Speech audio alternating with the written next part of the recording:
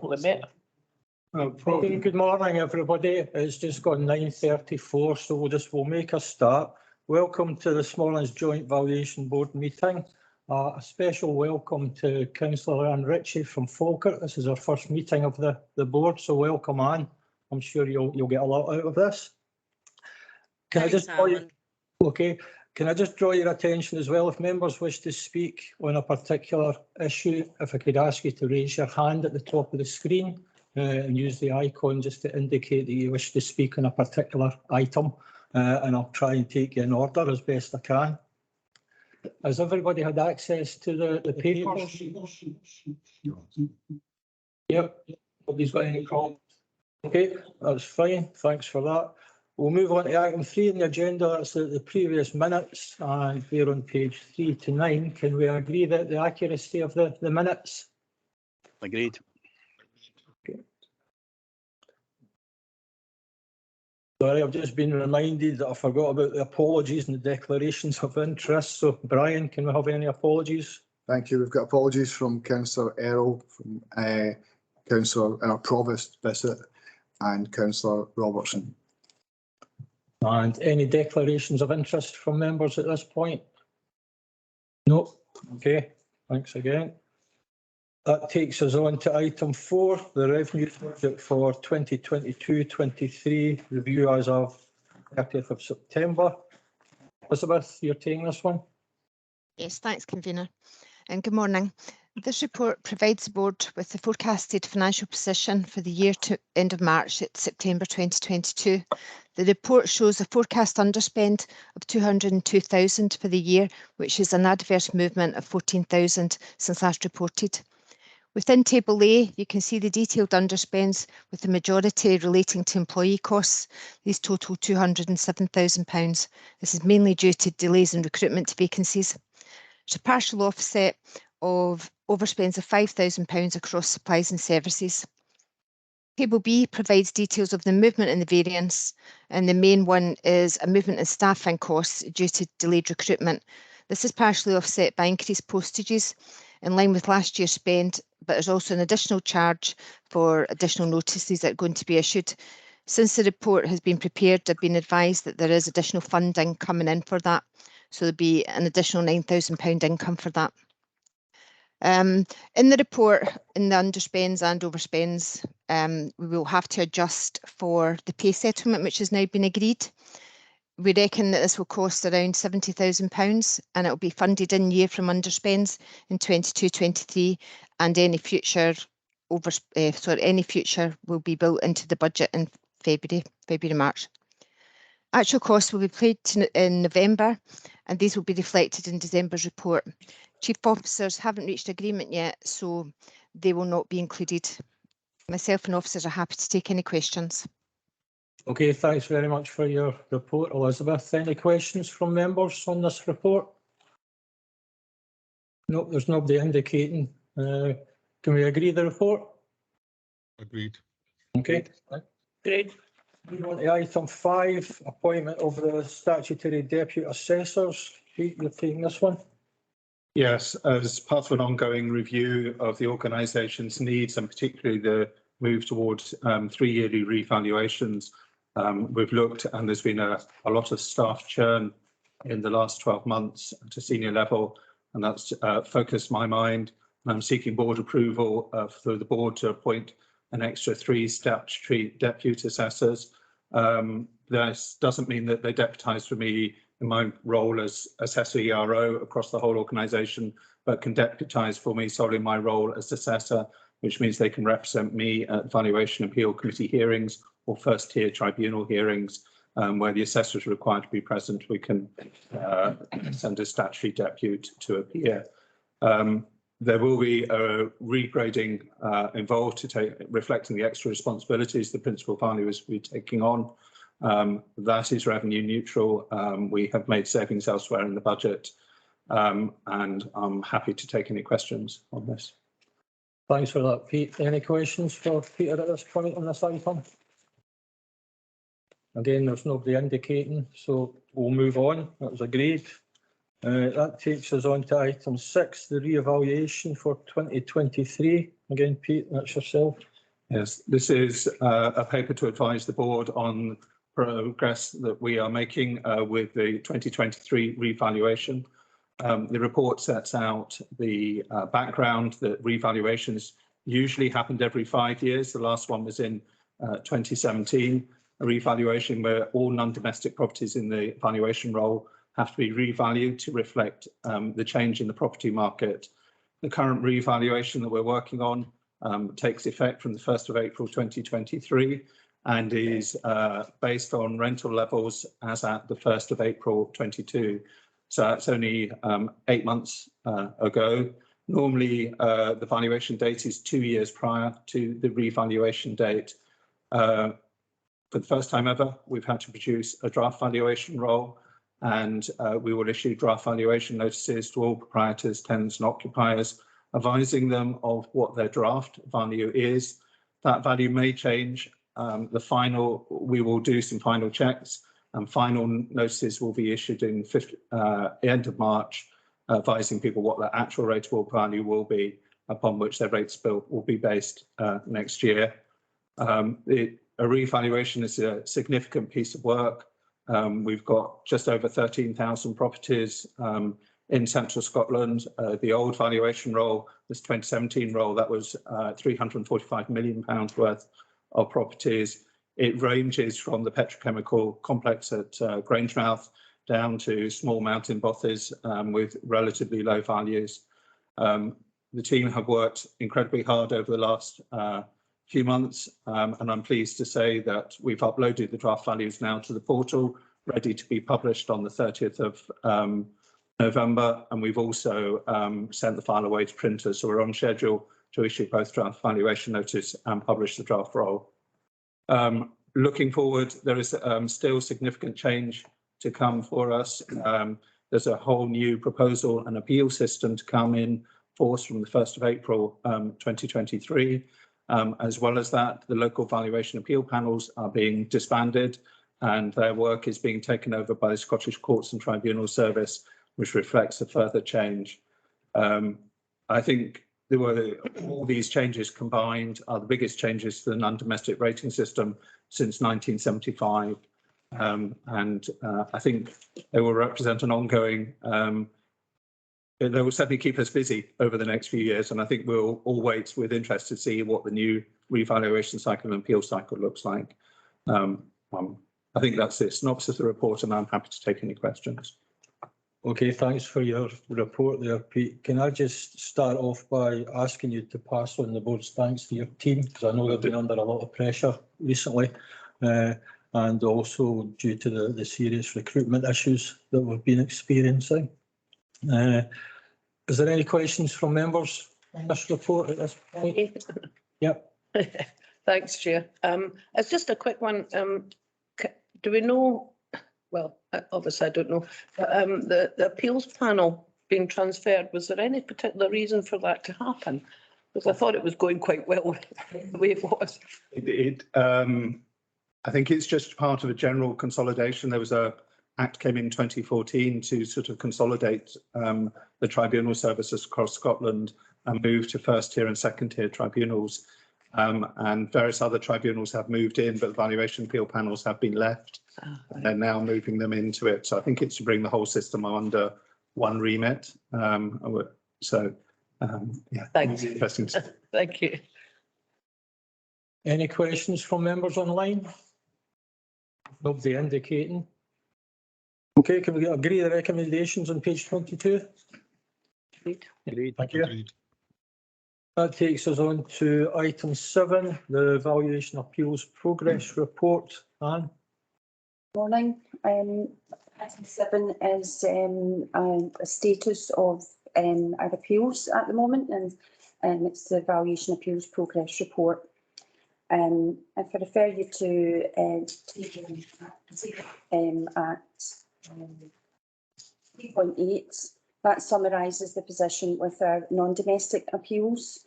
And you'll see that we have at the moment 6,238 outstanding, the vast majority of which is the COVID MCC appeals.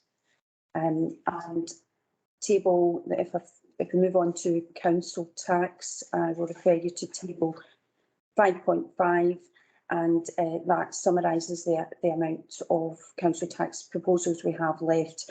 Currently 57 outstanding at the moment, and that's just the report there for the status of appeals. I'm happy to answer any questions on that. Okay, thanks very much, Anne. Thanks for your report. Any questions or comments from members? Nobody indicating. No. Can we agree the recommendations on page 28? Okay, thanks for that. Thank you. That takes us on to agenda item 8. That's the interim valuation performance report. Again, it's Anne yourself. Thank you. Yes, this just summarises our performance from the period 1st of April 2022 to 30th of September 2022. Section 3 in the report gives us statistics for entries to the valuation roll, and section 4 gives you the performance on the council tax. At the midway point in the financial year, we're exceeding our targets for changes to the valuation roll and valuation list. The latter part of the financial year will see the publication of the draft roll, as Pete has just said. Whilst the priority will be the revaluation work, we'll also continue to keep the current valuation roll and list updated. It's anticipated that the performance will move more in line with the KPI targets, as the work focused on revaluation will impact the time taken to make new amendments to the valuation roll. We continue to work in a hybrid model, staff attending the office 2 days per week, whilst working from home the other 3 days.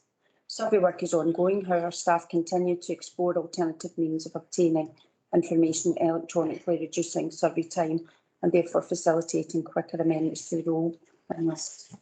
Recruitment and staff vacancies continues to be a challenge. 2 internal candidates have been successful in being appointed trainee valuers. We have also recruited 2 trainee technicians and a technician. Currently, we have 2 vacant trainee valuer posts and a senior valuer post. Recruitment is ongoing. Training and development continues to take a lot of resource from our qualified staff going forwards. That summarises the report, and I'm happy to take any questions. Okay, thank you very much again, Anne, for your report. Any questions or comments from members? No. Okay, can we agree the recommendations on page 31? Great. Agreed. Thanks for that.